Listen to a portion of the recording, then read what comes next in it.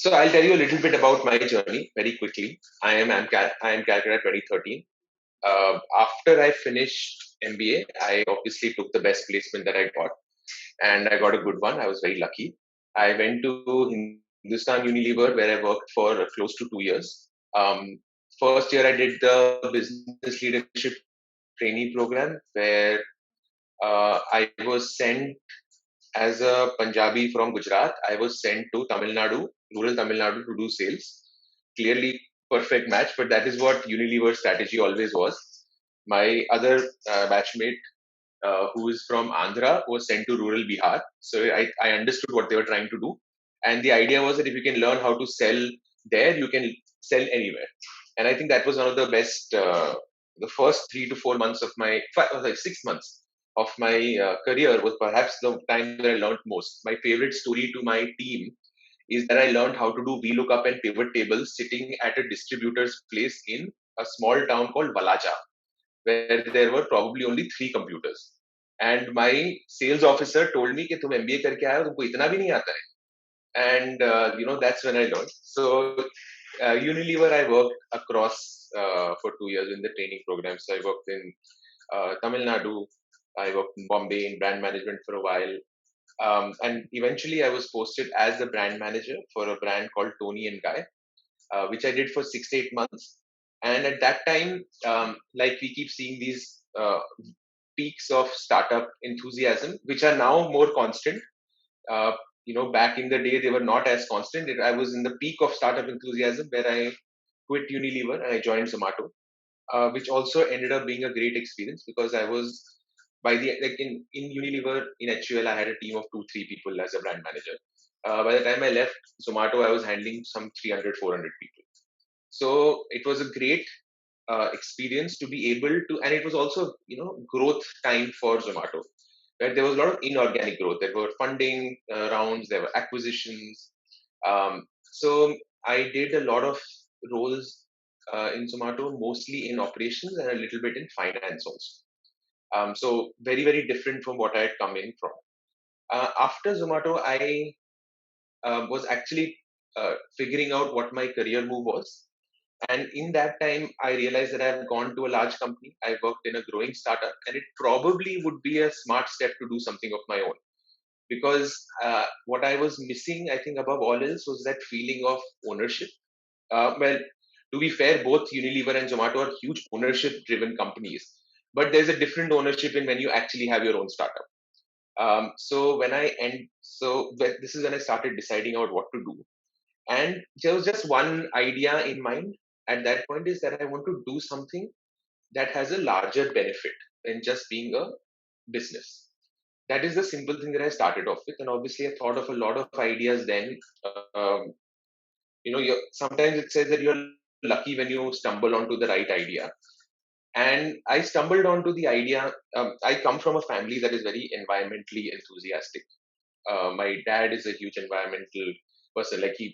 We've never had plastic bags in our home since I was a kid. My mom obviously is the same. My sister is an environmental lawyer. She's actually going to Stanford right now to study masters in environmental law. So I grew up with this kind of um, this concept was very ingrained into me ever since childhood.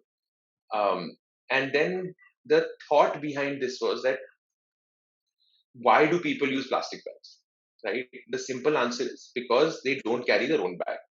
So the next question is why do people not carry their own bag? Right? I am I was 100% certain that someone like Aso or Shalini don't wake up in the morning and say आज तो मैं environment की वाट ही लगा के रख दूंगा. Right? Nobody wakes up thinking that.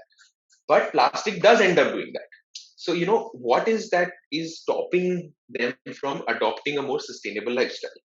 And while, we were, I think, at the right place at the right time because around end of 2017, 2018, a lot of governments started banning plastic across the world. But banning plastic itself was just not the solution because how do you get someone to actually adopt an eco-friendly lifestyle?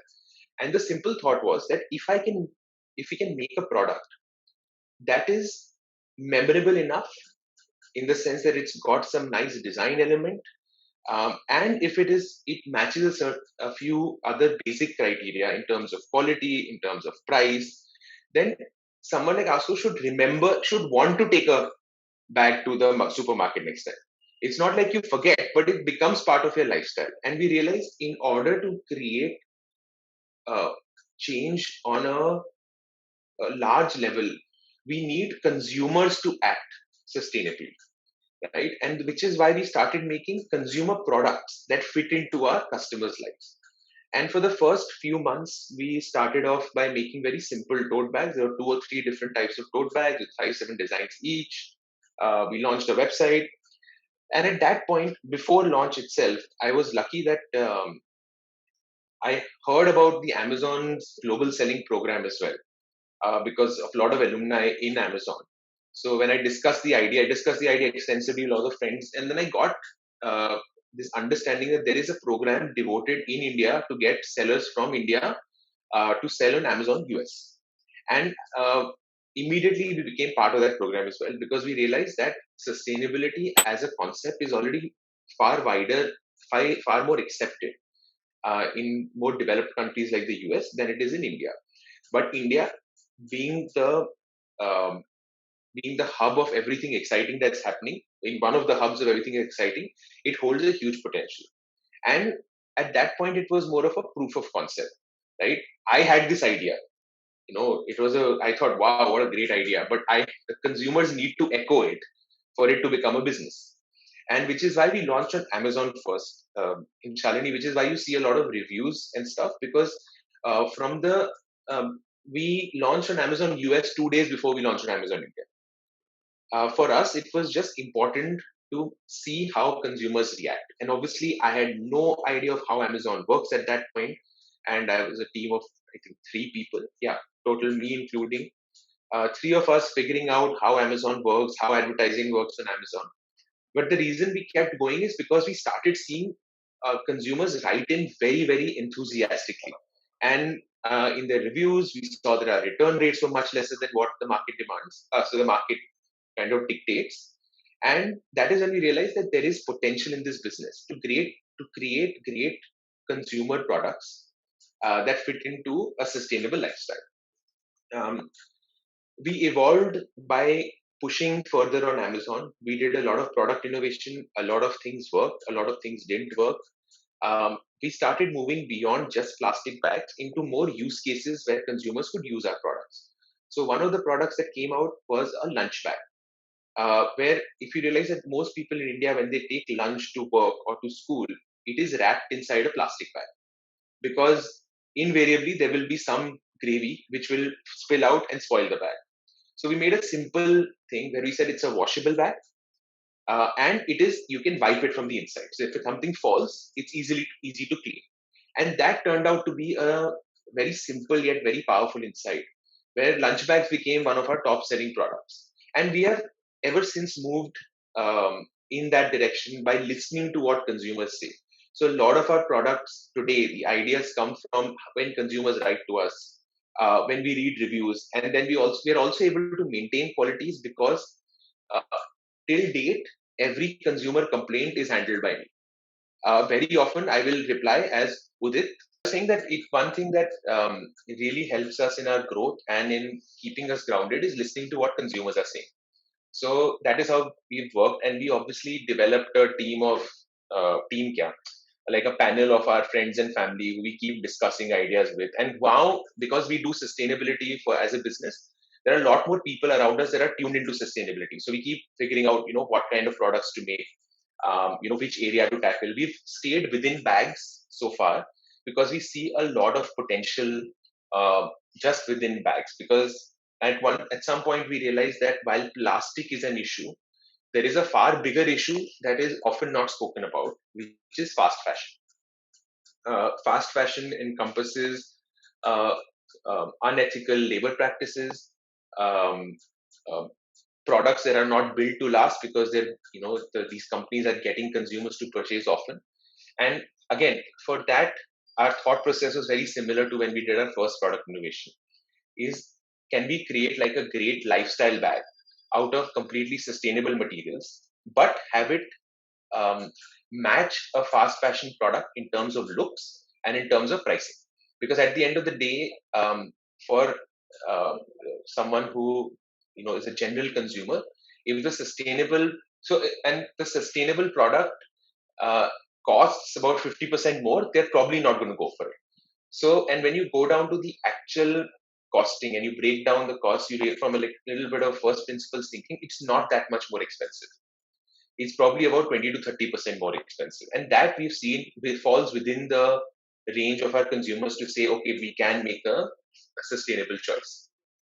Sorry, one point that I forgot to mention earlier is that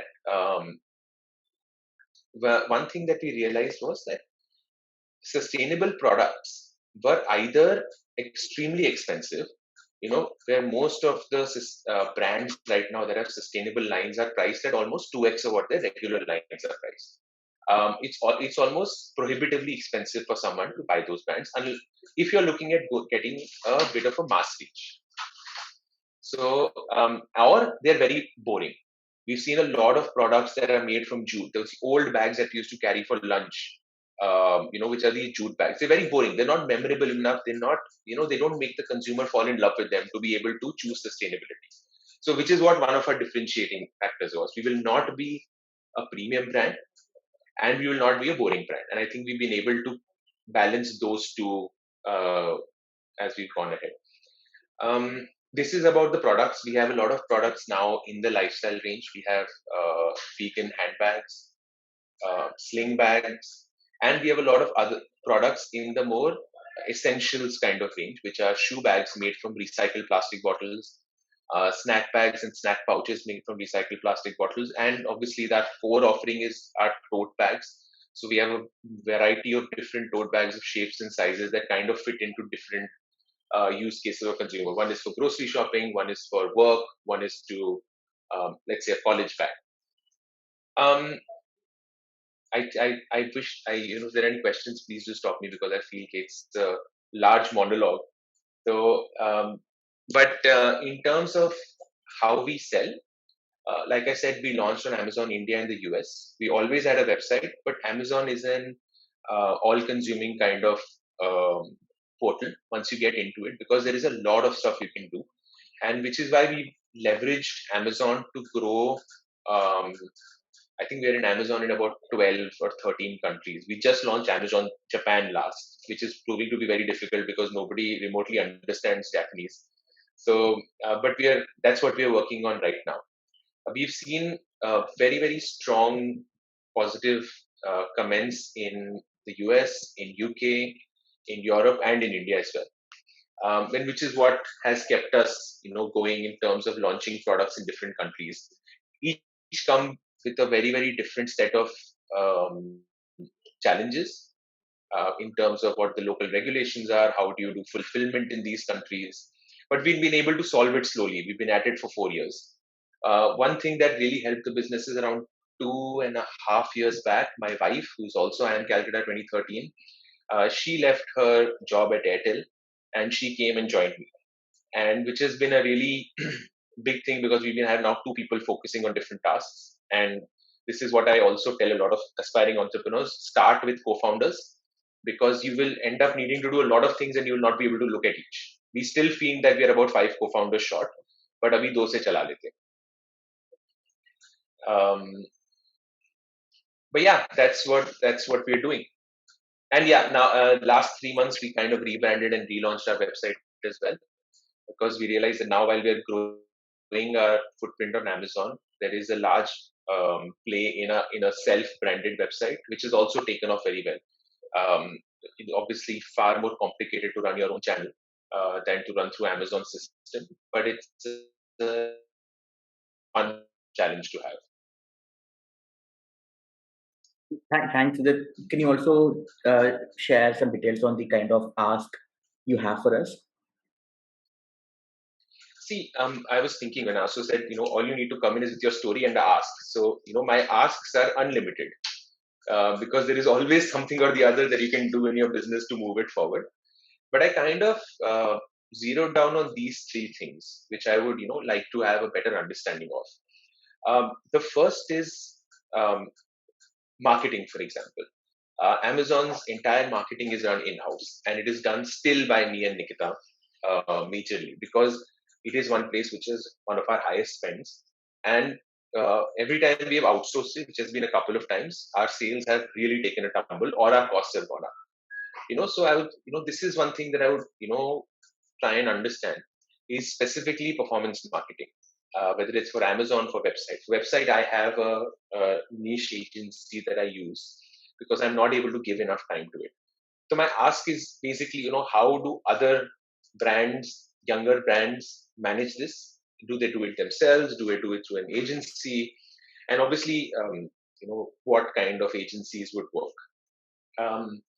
The second ask is, like I said, we are now present in around 12 countries, which means we stock our goods in at least 6 countries.